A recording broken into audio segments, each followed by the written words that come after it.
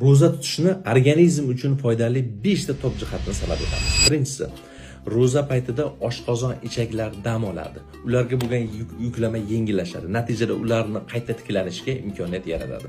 Ikkinchisi, ro'za yomon sifatli xolesterin miqdorini kamaytirib, yaxshi sifatli xolesterin miqdorini oshiradi. Bu o'z navbatida tomirlarda ateroskleroz degan kasallikni oldini oladi.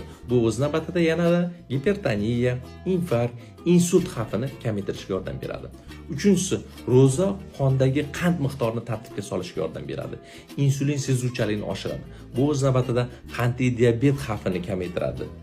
To'rtinchisi, ro'za immunitetni mustahkamlaydi. Ya'ni ro'za tutish davomida organizmda eskirgan eski hujayralar nobud bo'ladi va yangilanadi. Bu ilmiy tilda autofagiya deyiladi. Ya'ni buning natijasida organizm infeksiya mikroblarga qarshi kurashuvchanligi oshadi.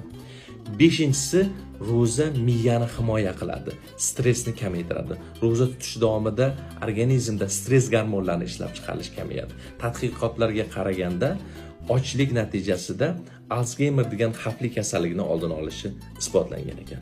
Shuning uchun xulosa o'rnida aytib o'tmoqchimiz. Ya'ni ro'za nafaqat ibodat, balki organizmga ham juda katta foyda keltirar ekan.